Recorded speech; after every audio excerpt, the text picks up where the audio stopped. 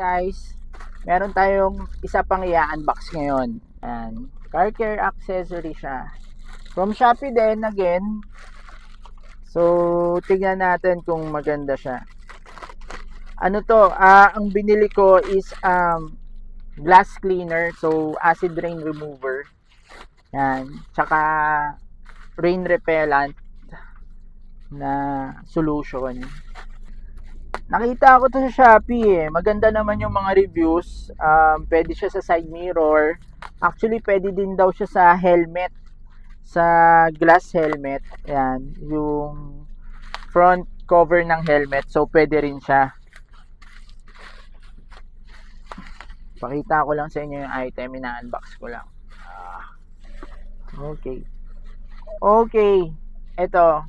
Pag umorder ako nito, yung set na. So, meron siyang kasamang ganito. May gloves siya. Wow, dalawang gloves. Yan, dalawang gloves yung kasama niya. Siyempre, pang-protect sa kamay natin pagka nilinis natin yung mirror natin. Tapos ito, cleaning cloth or basahan. Then, ito na yung pinaka accessory niya, yung panglinis ng salamin. Ayan o, ganyan lang siya. So ito, may solution na to sa loob. So, i-wipe mo lang to dun sa salamin natin. So, di ba napaka-handy niya, napakadali niyang gamitin.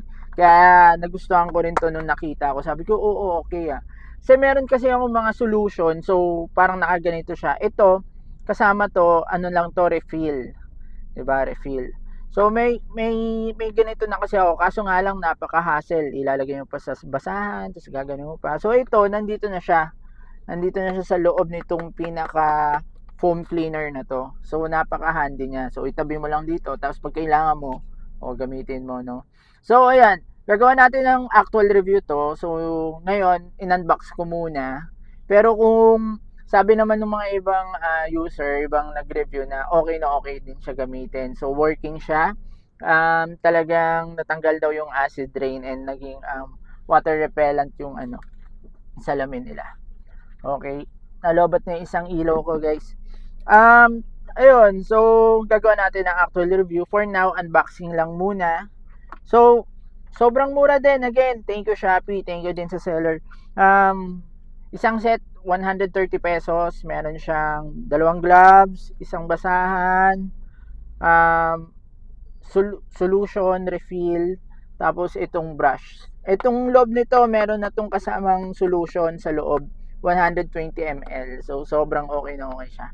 Thank you seller, iti-test natin to, actual test natin to, and upload ko na lang yung next video. Thank you guys. Kung gusto nyo rin ng ganito, lalagay ko yung link sa description box or sa comment box. And then, pa-like and subscribe ako. Follow me guys para updated ka sa next video na ilalabas ko. Thank you guys. Bye!